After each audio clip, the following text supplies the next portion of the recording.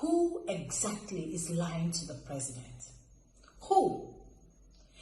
The president has announced the easing of the lockdown on the strength of a lie. Who is lying to the president? We've been locked down now for 5 weeks. Prior to the lockdown, they made us a commitment of testing 1,500 persons every day. 1,500 persons times 14 days is 21,000. Times 4 weeks is 42,000. How then can the committee tell us that they have tested only slightly above 10,000? Today we're close to 2,000 persons who have tested positive to the virus. If we use the strength of 10,000 total already tested and 2,000 already infected, that places us at 20% infection. That's higher than every other country.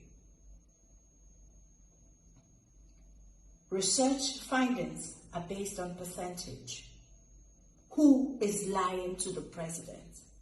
Because on the strength of a lie, he has approved an ease and he has also approved an increase in the number of people to be tested daily to 2,500. If they could not accomplish 1,500, then how are they able to achieve 2,500 a day?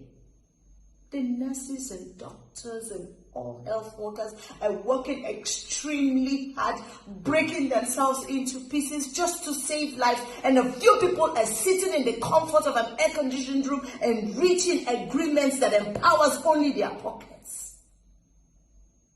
Why make a mess of people's effort? Why? You know, sometimes when I sit down and I think of some of the things that people sit in committees and come up with, I wonder what runs in their veins. Blood or water? Because they react like people who don't feel the pains of others. You have moved responsibility from yourself and you have hung it on the neck of the common masses. The same people that you are supposed to be protecting.